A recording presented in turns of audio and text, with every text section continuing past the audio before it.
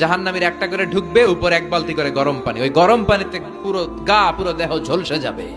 এরপরে ফেরেশতারা হাতুড়ি নিয়ে দাঁড়িয়ে থাকবে, পিটানো শুরু করবে। পিটাতে পিটাতে মাসেল গুলোর হাড্ডি গুলো থেতলে যাবে। জাহান্নামের আগুনে জ্বলতে জ্বলতে যখন চামড়া গুলো গোশতে গুলো ঝলসে যাবে, রব্বুল আলামিন নতুন করে চামড়ার গোশত গায়ের মধ্যে ফিট করে দিবে। ওই চামড়া গোশত আবার ঝলসাবে, আবার ফিট। আযাবটার মজা যেন ভালো করে টের পায়। একের পর এক শাস্তি শুরু এবার জাহান্নামে। যারা দুনিয়াতে আত্মহত্যা করছে, ছুরি মারছে, ও খালি ছুরিই মারবে।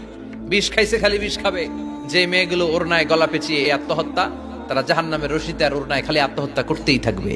যারা স্মার্টফোনের ভিতরে ইন্ডিয়ান নায়িকাদের কোমর দোলানো ডান্স দেখেছে, অশ্লীল ভিডিও দেখেছে, জাহান্নামের গরম শিক চোখের ভেতরে ঢুকিয়ে দেওয়া হবে।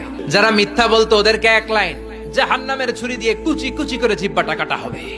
অন্যের জমি মেরে খেয়েছে এরকম ডাকাই তাছাড়া নাই, 7 জমিন ওর কাঁধে তুলে দেওয়া হবে। এবার ঘাড়ে কর। গিবত করে চগল খড়ি আছে না নাই, তাদেরকে আল্লাহ জাহান্নামের তামা দিয়ে নখ বানায় দিবে, আগুন ঝরবে ওটা থেকে।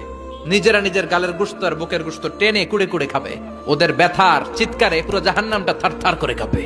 যারা যাকাত দেয় নাই, জাহান্নামের টেকো সাপ, যেই সাপ কামড় দেওয়ার সাথে সাথে দেহটা নীলাভ, 70 গজ জামিনে ঢুকে যাবে। আবার সাপ ওখান থেকে ছোবল দিয়ে বের করে পা থেকে পেঁচাতে পেঁচাতে কোমরে একটা টাইট। পারবেন সহ্য করতে? আল্লাহ জাহান্নাম থেকে তুমি আমাদের বাঁচাও।